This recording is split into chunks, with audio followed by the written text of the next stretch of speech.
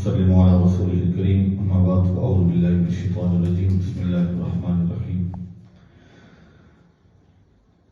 والمحصنات من النساء إلا ما ملكت أيمانكم صدق الله العظيم الصلاة والسلام عليك يا رسول الله وعلى آلك وأصحابك يا حبيب الله بحمد اللہ تعالی سلسلہ تفسیر القرآن کی آج یہ 5ویں نشست ہے جس میں ہم 5ویں پارے کا خلاصہ تفسیر بیان کرنے جا رہے ہیں۔ چوتھے پارے کے اختتام پہ اللہ رب العزت نے حرمت علیکم امہاتکم و بناتکم و اخواتکم و عماتکم اس آیت مقدسہ میں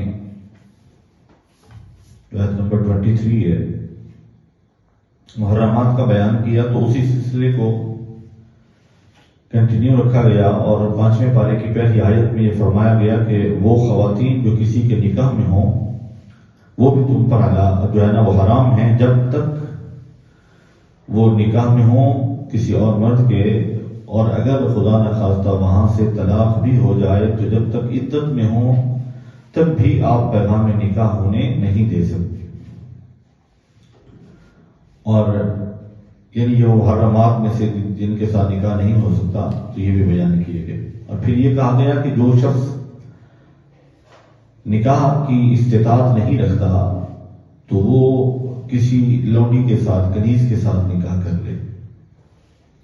اور پھر اللہ رب العزت نے اسی پارے میں بلکہ اسی رکوع میں ہی آگے چل کے ارشاد فرمایا کہ اللہ یہ چاہتا ہے کہ لوگ اللہ کی طرف مائل ہوں اور توبہ کریں، رجوع اللہ کریں، واللہ یرید ان یتوب علیکم۔ اور لوگ کیا چاہتے ہیں؟ وَيُرِيدُ الَّذِينَ يَتَّبِعُونَ الشَّهَوَاتِ، اور لوگ اپنی خواہشات کی پیروی کرتے ہیں۔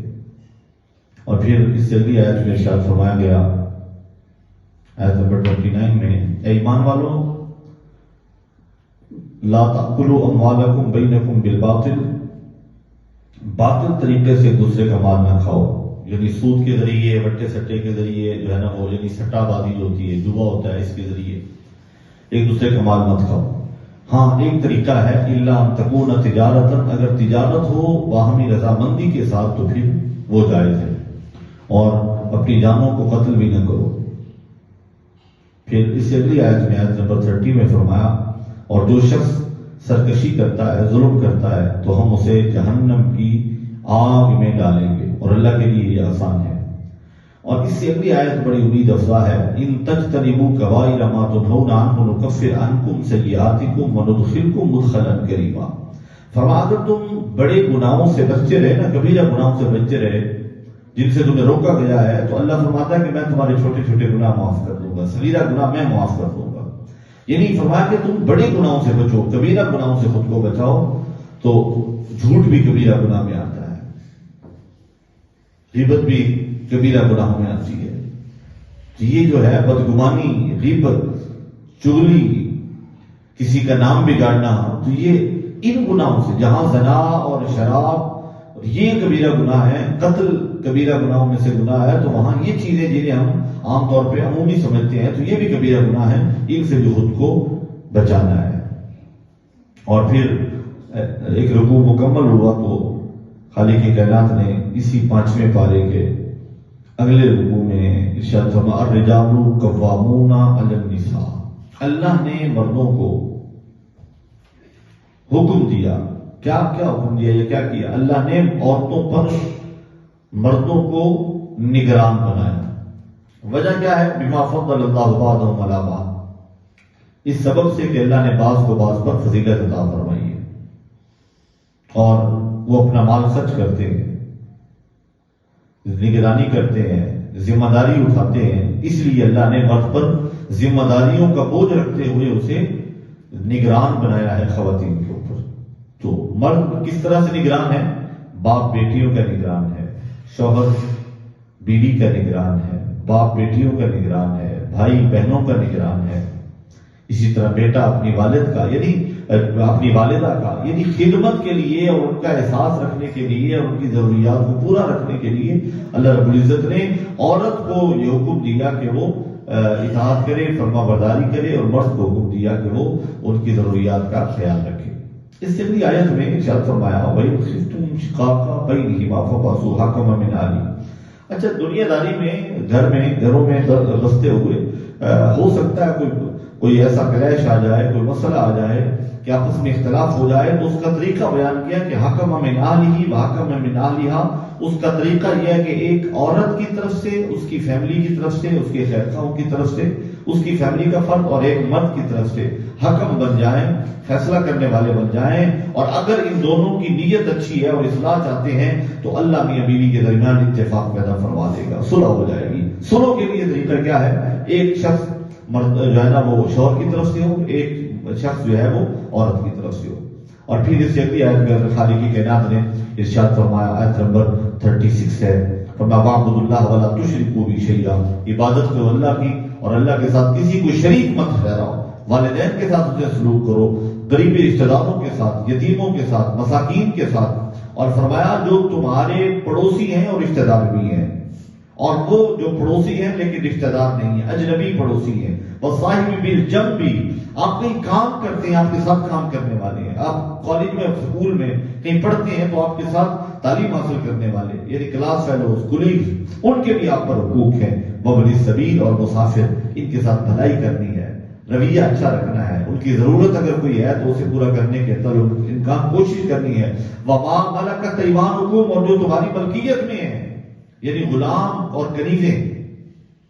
بے شک اللہ تعالیٰ لا يحب من كان مختالا فخورا، اللہ تعالیٰ شیخی بگاڑنے والے اور فخر کرنے والوں کو پسند نہیں فرماتا۔ اب اس سے اگلی آیت میں جو آیت نمبر 37 ہے سورۃ النساء کی 5ویں پارے میں، اس میں اللہ تعالیٰ ارشاد فرماتا ہے الذین یبخلون، وہ لوگ جو بخل کرتے ہیں، ویأمرون الناس بالبخل، اور لوگوں کو بخل کا حکم دیتے ہیں، وَيَكْتُمُونَ مَا آتَاهُ اللَّهُ مِنْ فَضْلِهِ، اللہ اکبر، اور اسے چھپاتے ہیں جو اللہ نے اپنے فضل سے انہیں عطا فرمایا ہے۔ اللہ نے ان کے لیے اہانت والا عذاب تیار کر رکھا ہے، اللہ اکبر۔ اور پھر آیت نمبر 41 میں اللہ تعالیٰ ارشاد فرماتا ہے فَكَيْفَ إِذَا جِئْنَا مِنْ كُلِّ أُمَّةٍ بِشَهِيدٍ، یہ گواہ، امت کو گواہ بنایا جائے گا۔ یہی مضمون سورہ بقرہ میں دوسرے پارے میں ہم نے پڑھا تھا، اور پھر یہی مضمون ہمیں سورہ آل عمران میں نظر آیا چوتھے پارے کے اندر، اور ابھی یہی مضمون یہ ہے کہ وہ کیسا ہوگا جب ہم ہر امت سے ایک شہید لے کر آئیں گے، گواہ لے کر آئیں گے۔ وَجِئْنَا بِكَ عَلَىٰ هَٰؤُلَاءِ شَهِيدًا، اور ہم آپ کو ان سب پر گواہ بنائیں گے، اللہ اکبر۔ امت مصطفیٰ پچھلی امتوں کی گواہ ہے، اور میرے کریم آقا علیہ التحیۃ والثناء تمام امتوں کے اور تمام انبیاء کے گواہ ہیں۔ اب اس سے آگے ایک اور رکوع شروع ہو رہا ہے، اور آیت نمبر یہ 43 ہے۔ اللہ رب العزت نے اس آیت مقدسہ میں فرمایا یا ایھا الذین آمنوا لا تقربوا الصلاۃ وانتم سکارا، اے ایمان والو نماز کے قریب نہ جاؤ۔ اب اتنا اگر پڑھ لو اور آگے نہ پڑھا جائے تو گمراہ ہو جائے انسان۔ کس حالت میں نماز کے قریب نہیں جانا؟ وانتم سکارا، جب تم سکر کے نشے کی حالت میں ہو تو نماز کے قریب نہ جاؤ۔ حتی تعلموا ما تقولون، یہاں تک کہ تم جان لو کہ تم کیا کہہ رہے ہو۔ اور اس کے بعد تیمم کا حکم کیا گیا، تیمم کا جواز دیا۔ تیمم کیا ہے؟ پانی نہ ہونے کی صورت میں، یا پانی ہو لیکن اس کی قیمت سے مل رہا ہو، قیمت ادا کرنے کی استطاعت نہ ہو، یا پانی اتنا ہو کہ یا پیاس بجھا سکتا ہے، یا وضو کر سکتا ہے، یا پاکی حاصل کر سکتا ہے، تو پھر پیاس بجھانا مقدم ہے اور وضو کی جگہ پہ تیمم کر لے گا۔ پانی نہ ملے تب بھی تیمم ہے، پانی مہنگا ہو، لینے کی طاقت نہیں ہے تب بھی تیمم کر سکتا ہے، اور تیسری صورت ہے کہ پیاس بھی ہے اور وضو بھی کرنا ہے تو پیاس بجھائے، پانی کی جگہ پہ جو ہے نا وضو کی جگہ پہ تیمم کر لے۔ اور ایک صورت یہ بنتی ہے کہ جب بیمار ہو اور اسے اگر وہ وضو کرتا ہے، پانی استعمال کرتا ہے تو بیماری بڑھنے کا اندیشہ ہے یا جان جانے کا خطرہ ہے تو پھر بھی تیمم کر سکتا ہے۔ اور تیمم کیا ہے؟ فرمایا فَتَيَمَّمُوا صَعِيدًا طَيِّبًا، زمین کی جن سے جو بھی چیز ہے، مٹی، ریت وغیرہ، اس کے ساتھ تیمم کریں۔ اور تیمم کیا ہے؟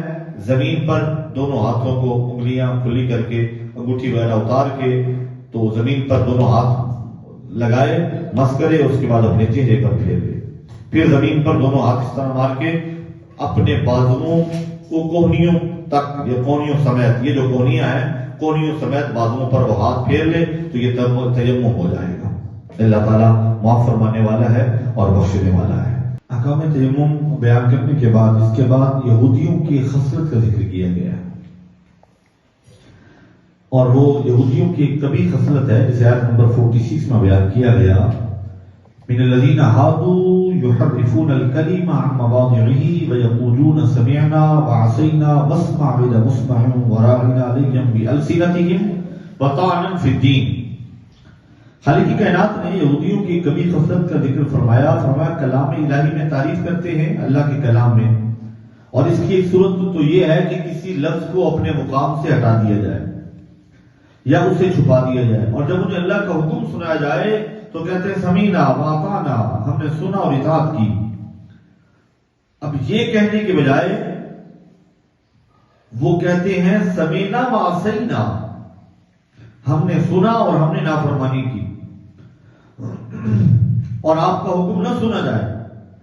اور پھر وراعنا، صحابہ کرام کہتے تھے جب کوئی بات سمجھ نہ آتی، راعنا یا رسول اللہ، یا رسول اللہ، اللہ کے رسول ہماری رعایت فرمائیے، یعنی اس بات کو دوبارہ رپیٹ کر دیجئے۔ تو یہ کہتے تھے راعینا، یعنی اس کلمے کو تھوڑا سا زبان پھیر کر، جس کا معنی بنتا تھا ہمارے چروائے، توہین کی نیت سے، اہانت کی نیت سے، رسول اللہ صلی اللہ علیہ وسلم کی اہانت کی نیت سے وہ اس جملے کو ذرا لمبا کر کے بولتے تھے۔ استغفر اللہ العظیم۔ اللہ رب العزت نے فرمایا کہ ان کی فطرت اور فطری خواصت کی وجہ سے یہ جو رسول اللہ کی اہانت کرتے ہیں اور اپنے جو ہے نا وہ رویے ایسے رکھتے ہیں اور کلام الہی میں تعریف کرتے ہیں، تو رب کائنات نے فرمایا کہ یہ لعنت کے مستحق ہیں اور ان پر لعنت برستی ہے۔ اور اس کے بعد پھر آگے رب کائنات نے یہ اعلان فرمایا کہ ان اللہ لا یغفر ان یشرک بہ، آیت نمبر 48 میں خالق کائنات نے فرمایا کہ اللہ تبارک و تعالی شرک کے گناہ کو کسی بھی صورت معاف نہیں کرتا، اس سے نیچے جتنے بھی ہیں ان سب کو اللہ معاف کر دے گا۔ وَمَن یشرک بِاللَّهِ، اور جو اللہ کے ساتھ شرک کرتا ہے، شریک ٹھہراتا ہے کسی کو، فَقَدِ افْتَرَىٰ إِثْمًا عَظِيمًا، وہ بہت بڑا گناہ جو ہے وہ اپنے کھاتے میں لکھوا لیتا ہے، اور بہت بڑا، یعنی سب سے بڑا وہ افتراء باندھنے والا ہے، وہ جھوٹا ہے جو اللہ کے ساتھ کسی کو شریک ٹھہراتا ہے۔ اور اس کے بعد پھر ایمان والوں کا تذکرہ ہوا، تو جب ایمان والوں کا ذکر ہو اور ساتھ میں کفار کا ذکر ہو تو یوں سمجھے کہ دو متضاد چیزیں اکٹھے بیان ہو رہی ہوتی ہیں، یعنی کفر کرنے والوں کے بارے میں، کافروں کے بارے میں بتایا جا رہا ہے ان الذین کفروا بآیاتنا سوف نصلیہم نارا، بے شک وہ لوگ جنہوں نے ہماری آیتوں کا انکار کیا ہم انہیں جہنم کی آگ میں جھلسائیں گے عنقریب، آیت نمبر 56 ہے۔ اور پھر ایمان والوں کی بات ہوئی تو فرمایا والذین آمنوا وعملوا الصالحات سندخلهم جنات تجری من تحتها الانہار، جو ایمان والے ہیں اور جنہوں نے نیک اعمال کیے ہم انہیں عنقریب ایسے باغات میں داخل کریں گے جن کے نیچے نہریں جاری ہیں اور وہ ان میں ہمیشہ رہیں گے۔ لہم فیہا ازواج مطہرہ، وہاں ان کی پاکیزہ ازواج ہوں گی، پاکیزہ بیویاں ہوں گی۔ اور پھر اس کے بعد ہماری اللہ یامرکم ان تؤدوا الامانات الی اہلہا، بے شک اللہ تعالیٰ تمہیں حکم دیتا ہے، نمبر 58 ہے کہ امانتوں کو ان کے جو اہل ہیں ان کے سپرد کرو، ان کے حقداروں کو امانت دو۔ وَإِذَا حَكَمْتُمْ بَيْنَ النَّاسِ، اور جب تم کوئی فیصلہ کرنے لگو لوگوں کے درمیان، أَن تَحْكُمُوا بِالْعَدْلِ، عدل تمہارے پیش نظر رہے۔ بے شک اللہ تعالیٰ تمہیں کیسی خوبصورت جو ہے وہ نصیحت فرماتا ہے، بے شک اللہ تعالیٰ سننے والا بھی ہے اور دیکھنے والا بھی ہے۔ حدیث پاک میں آتا ہے رسول اکرم صلی اللہ علیہ وسلم کی بارگاہ میں سوال کیا گیا قیامت کب آئے گی، متی الساعہ یا رسول اللہ، حضور قیامت کب آئے گی؟ نبی رحمت صلی اللہ علیہ وسلم نے فرمایا جب امانت ضائع کر دی جائے گی۔ پوچھا گیا امانت کیسے ضائع ہوگی؟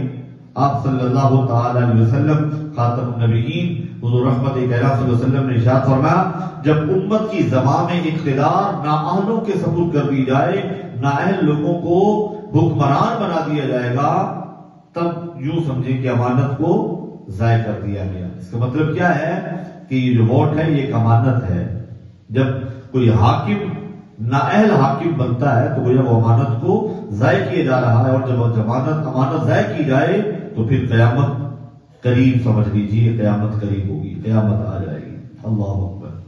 آیت نمبر 59 میں یا ایھا الذین آمنوا اطیعوا اللہ واطیعوا الرسول فرمایا جا رہا ہے، اے ایمان والو اللہ کی اور اللہ کے رسول کی اطاعت کرو، وَأُولِي الْأَمْرِ مِنْکُمْ۔ اب یہ جو ہے نا اولی الامر، اب یہ کون ہے؟ یہ اہل اقتدار، اور جو اللہ اس کے رسول کے فرامین کے مطابق حکومت کو قائم رکھے۔ اللہ اس کے رسول کی اطاعت غیر مشروط ہے، محبت لا محدود ہے، لیکن جب اہل اقتدار اور اولو الامر کی اطاعت کا حکم دیا جا رہا ہے تو وہ مشروط طور پہ ہے۔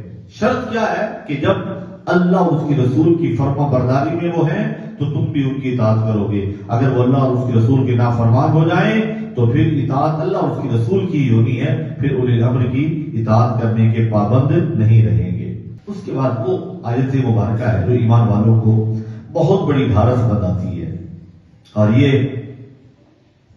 قرآن مقدس کی سورۃ النساء کی یہ آیت نمبر 64 ہے۔ وَلَوْ أَنَّهُمْ إِذْ ظَلَمُوا أَنفُسَهُمْ جَاءُوكَ فَاسْتَغْفَرُوا اللَّهَ وَاسْتَغْفَرَ لَهُمُ الرَّسُولُ لَوَجَدُوا اللَّهَ تَوَّابًا رَحِيمًا۔ اہل ایمان کے لیے ایک ایمان افروز نوید ہے اور خوشخبری ہے۔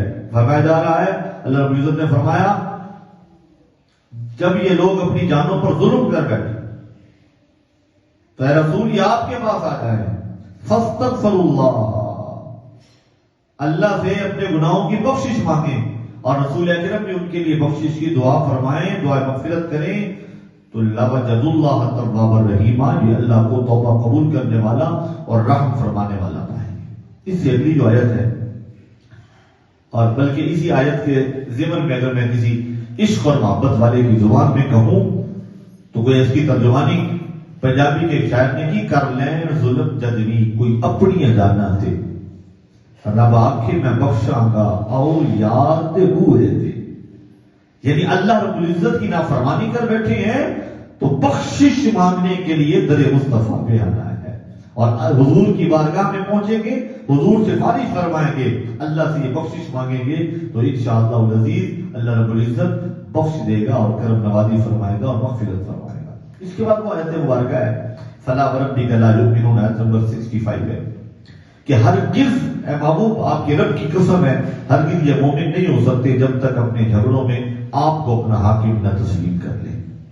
اس پر پورا ایک موضوع ہے، اس پر پوری بات ہو سکتی ہے کہ منافقین نے کیسے انکار کیا تھا، منافق اور یہودی کا جھگڑا تھا، جناب عمر کی بارگاہ میں آئے، ایک طویل ایک ٹاپک ہے، ہو سکتا ہے میں جو ہے نا وہ یوٹیوب پر یہ موجود بھی ہو ہمارے جو ہے نا چینل پہ، لیکن اس پر پھر انشاءاللہ کسی موقع پر ڈیٹیل میں بات ہوگی۔ اور آگے صراط مستقیم کی دعا شخص کرتا ہے، یہاں آیت نمبر 68 میں اللہ تعالیٰ ارشاد فرماتا ہے، اور پھر 69 میں وَمَن يُطِعِ اللَّهَ وَالرَّسُولَ فَأُولَٰئِكَ مَعَ الَّذِينَ أَنْعَمَ اللَّهُ۔ نماز میں شخص یہ دعا کرتا ہے اهدنا الصراط المستقیم، اور پھر صراط مستقیم کیا ہے؟ صراط الذین انعمت علیہم، راستہ ان لوگوں کا جن پر تو نے انعام فرمایا۔ اب یہ سورۃ النساء 5ویں پارے کی آیت نمبر 69 میں اللہ تعالیٰ فرما رہا ہے، اور جو اللہ اس کے رسول کی اطاعت کریں پس وہ ان کے ساتھ ہوگا جن پر اللہ نے انعام فرمایا ہے، نبیوں میں سے، صدیقین میں سے، شہداء میں سے اور صالحین میں سے۔ پتہ چلا انعام یافتہ گروہ نبیوں کا گروہ ہے، صدیقین کا گروہ ہے، شہداء کا گروہ ہے اور اولیاء کا گروہ ہے۔ جو ان کے نقش قدم پہ چل پڑے گا اللہ رب العزت اسے انعام یافتہ لوگوں میں شامل فرمائے گا، اور وہی صراط مستقیم والا ہوگا۔ اور اس کے بعد ہم دیکھتے ہیں کہ قتل کی سزا کا تذکرہ ہوا، وَمَا كَانَ لِمُؤْمِنٍ أَن يَقْتُلَ مُؤْمِنًا إِلَّا خَطَأً، قتل خطا اگر ہو تو پھر کیا ہوگا؟ اب یہاں پہ بڑی واضح ہدایات موجود ہیں۔ اگر قتل خطا ہو گیا یعنی جان بوجھ کر نہیں، غلطی سے کسی کو قتل کر بیٹھے، اگر تو وہ معاہدے کیے ہوئے ہیں تو پھر معاہد ہے تو کفارہ بھی ہوگا اور دیت بھی ہوگی، اور اگر قتل خطا ایسے شخص کا ہوا جو دشمن ہے اور کفار میں سے ہیں تو پھر کفارہ تو ہوگا لیکن دیت نہیں ہوگی. دیت کیا ہے اور کفارہ کیا ہے؟ کفارہ ایک غلام آزاد کرنا ہے اور دیت 1000 طلائی دینار یا 10,000 نقرئی دینار یعنی سلور کے،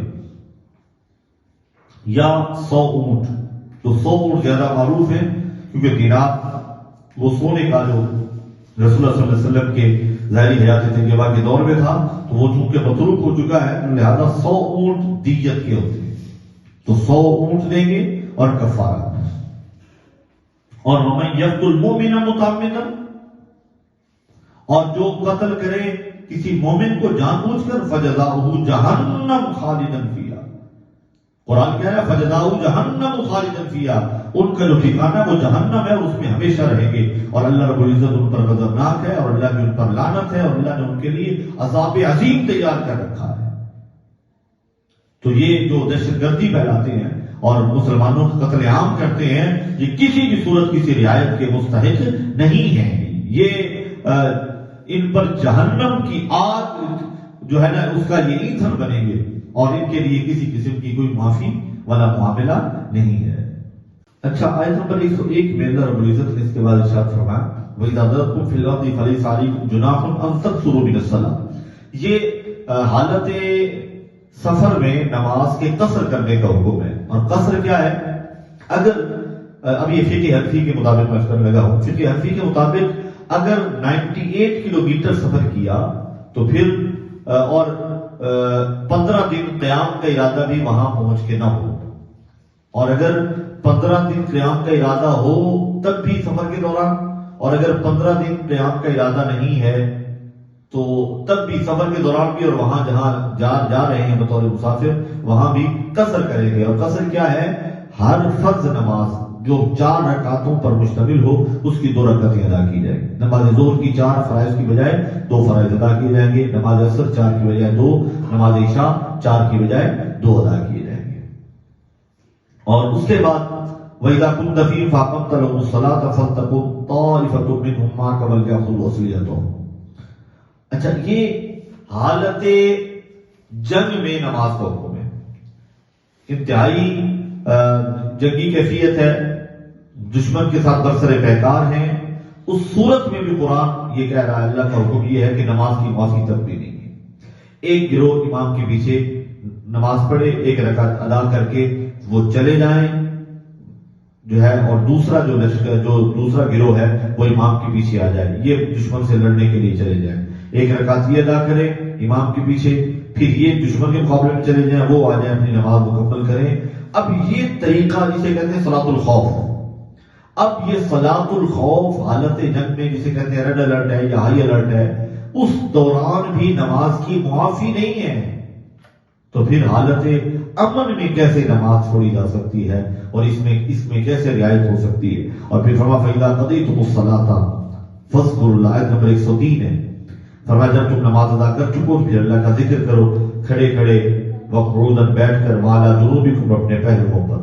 فَإِذَا اطْمَأْنَنْتُمْ فَأَقِیمُوا الصَّلَاةَ. اور جب اطمینان ہو جائے فَأَقِیمُوا الصَّلَاةَ تو پھر تم نماز قائم کرو. اللہ اکبر. ان الصلاۃ کانت علی المؤمنین کتابا موقوتا. بے شک نماز مومنوں پر وقت مقررہ پر فرض کی گئی ہے. بہت سارے مضامین ہیں میں نے جیسا کہ کیا، اور ان سب کا احاطہ کرنا ایک نشست میں اور اتنی مختصر نشست میں یقیناً وہ ممکن نہیں ہے. اور انشاءاللہ یہ سلسلہ فہم قرآن کا چلتا رہے گا. اور ابھی یہ آیت مبارکہ یا ایھا الذین آمنوا کونوا قوامین للہ بالقسط شہداء للہ ولو علی انفسکم او الوالدین والاقربین ان یکن غنیا او فقیرا فاللہ اولی بہما فلا تتبعوا الہوی ان تعدلوا وان تلووا تعرضوا فإن اللہ کان بما تعملون خبیرا. کیا خوبصورت انداز ہے میرے رب کا، اور کس انداز میں رب کائنات اپنے بندوں کو مخاطب کر کے جو ہے وہ ایک ایک چیز کے بارے میں اپنے بندوں کو اللہ رب العزت تنبیہ فرماتا ہے. اور جس طرح نرمی کے ساتھ سمجھایا جاتا ہے نا، اس انداز میں میرا رب اپنے بندوں کو ایک ایک معاملے کے بارے میں سمجھا رہا ہے. اب یہاں پہ اللہ تعالیٰ ارشاد فرماتا ہے آیت نمبر 135 میں جو بھی تلاوت کی ہے، یا ایھا الذین آمنوا کونوا قوامین. اے مومنو انصاف پر مضبوطی سے قائم رہو. انصاف کا دامن نہیں چھوڑنا. اللہ اکبر. اور پھر فرمایا قائم رہنے والے ہو جاؤ اور اللہ کے لیے گواہی دینے والے. شہداء للہ ولو علی انفسکم او الوالدین. خواہ یہ گواہی تمہاری ذات کے خلاف ہو یا تمہارے ماں باپ کے خلاف ہو یا تمہارے رشتہ داروں کے خلاف ہو, قرابت داروں کے خلاف ہو. اب انصاف پر قائم رہنا ہے. یہ نہیں دیکھنا میرا اپنا ہے تو میں غلط گواہی دے دوں. فریق معاملہ خواہ امیر ہو یا غریب ہو, اللہ رب العزت ان کا تم سے زیادہ خیر خواہ ہے. فاللہ اولا بہما. تم خیر خواہ نہ بنو کسی کے, تم انصاف اور عدل پر مبنی فیصلہ کرو. اللہ اکبر. پھر فرمایا پس گواہی دیتے وقت تم خواہش کی پیروی کر کے عدل سے روگردانی نہ کرتے. فلا تتبعوا الہویٰ. نہ پیروی کرنا تو اپنی خواہش کی جب عدل کرنے لگو. اپنی خواہشات سے فیصلے نہیں کرنے, عدل پر مبنی فیصلے کرنے. اور اگر گواہی میں تم نے ہیرا پھیر کی اور ہیر پھیر کر کے تم کہاں جاؤ گے کہاں, یا اعراض کر لیا, منہ موڑ لیا گواہی سے, تو یہ جان لو فإن اللہ کان بما تعملون خبیرا. بے شک جو کچھ تم کرتے ہو تمہارے تمام کاموں سے اللہ باخبر ہے. اور آیت نمبر 136 میں اللہ رب العزت ایمان والوں کو ثابت قدم رہنے کا حکم دے رہا ہے. یا ایھا الذین آمنوا آمنوا باللہ ورسولہ والکتاب الذی نزل علی رسولہ والکتاب الذی انزل من قبل.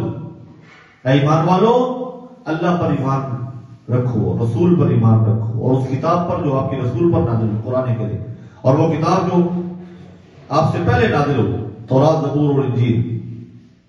وَمَن يَكْفُرْ بِاللَّهِ وَمَلَائِكَتِهِ. اور جو انکار کرے اللہ کا, فرشتوں کا, آسمانی کتابوں کا اور رسولوں کا اور قیامت کا, فَقَدْ ضَلَّ ضَلَالًا بَعِيدًا.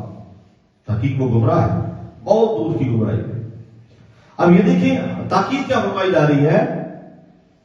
ہوا کا رخ دیکھ کر دین بدلنے والوں کے لیے بخشش اور ہدایت سے محرومی کا ذکر فرمایا جا رہا ہے. خیال کرنا, اپنے جو ہے نا وہ مزاج کو لوگوں کے مزاجوں میں ڈالنے کی کوشش نہ کیجیے گا. اپنے مزاج کو اللہ کی فرما برداری کے سانچے میں ڈال لیں. اور پھر آگے آیت نمبر 142 کو جب ہم پڑھتے ہیں تو منافقین کی عادات بد کا تذکرہ ہو رہا ہے. کیا علامات ہیں؟ فرمایا ایک علامت ان کی یہ ہے کہ یہ نماز میں کوتاہی کرتے ہیں, نماز میں سستی کرتے ہیں, نماز کو بوجھ سمجھتے ہیں, یا پڑھتے ہیں تو دکھاوے کے لیے نماز پڑھتے ہیں, مسلمانوں کو دھوکہ دیتے ہیں. اور یہ لوگ ہمیشہ کفر پر رہتے ہیں. اللہ اکبر. یعنی ایک طرف ایمان ایک طرف کفر, یہ درمیان میں کبھی ادھر اور کبھی ادھر, کبھی ادھر کبھی ادھر. فرمایا ان المنافقین یخادعون اللہ. یہ اللہ کو دھوکہ دینا چاہتے ہیں, حالانکہ وہ خادعهم, یہ خود دھوکے پر پڑے ہوئے ہیں. وَإِذَا قَامُوا إِلَى الصَّلَاةِ قَامُوا كُسَالَىٰ. نماز قائم کرتے ہیں تو سستی کے ساتھ. یراؤن الناس, لوگوں کو جو ہے وہ دکھاوا کرتے ہیں, عبادت کرتے ہوئے بھی دکھاوا کرتے ہیں, اور اللہ کا ذکر نہیں کرتے مگر بہت تھوڑا بہت تھوڑا. مذبذبین بین ذلک, وہ ایمان اور کفر کے درمیان متذبذب ہیں.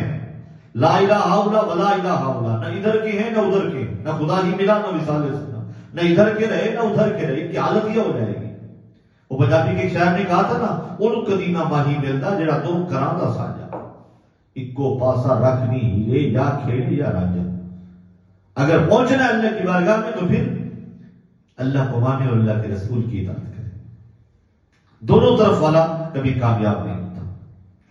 اللہ اکبر. تو اللہ تعالیٰ کی بارگاہ میں یہ دعا کرے کہ اللہ تعالیٰ نے قرآن کا صحیح فہم نصیب فرمائے اور قرآن کی سچی محبت نصیب فرمائے. اللہ رب العزت ہمیں قرآن سیکھنے کا ذوق اور شوق نصیب فرمائے. آمین ثم آمین. آخر دعوانا ان الحمد للہ رب العالمین.